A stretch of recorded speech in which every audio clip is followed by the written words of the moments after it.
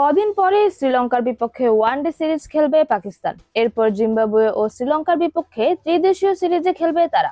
আসন্ন এই দুইটি সিরিজেরই দল ঘোষণা করেছে পাকিস্তান ক্রিকেট বোর্ড। দল থেকে বাদ পড়েছেন ব্যাটার হাসান নওয়াজ। তাকে কায়েদ-ই-আজম ট্রফিতে খেলতে বলা হয়েছে। ওয়ানডে দলে তার বদলি হিসেবে এখনো অন্য কাউকে নেয়নি পাকিস্তান। তবে টি-20 স্কোয়াডে জায়গা পেয়েছেন ফখর জামান। হাসানের বাদ পড়াটাই সবচেয়ে বড় খবর। তার অবদান ছিল রূপকথার মতো।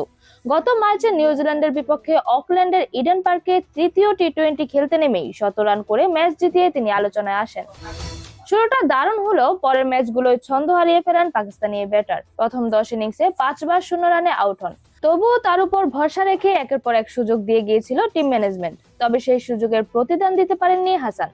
অবশ্য সর্বশেষ পিএসএল এ কোয়েটা গ্ল্যাডিয়েটর্সের হয়ে দুর্দান্ত পারফরমেন্স করে ঘুরে দাঁড়ানোর ইঙ্গিত দিয়েছিলেন হাসান।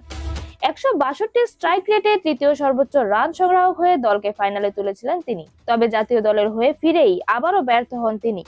এশিয়া কাপের শেষ পর্যায়ে তাকে বাদ দিয়ে জায়গা দেওয়া হয় হুসেইন তালাতকে।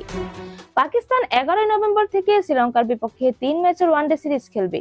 এরপর ১৭ নভেম্বর থেকে জিম্বাবুয়েকে নিয়ে শুরু হবে ত্রিদেশীয় টি-20 সিরিজ। পাকিস্তানের মাটিতে এবারই প্রথম কোনো ত্রিদেশীয় টি-20 সিরিজ অনুষ্ঠিত হতে যাচ্ছে।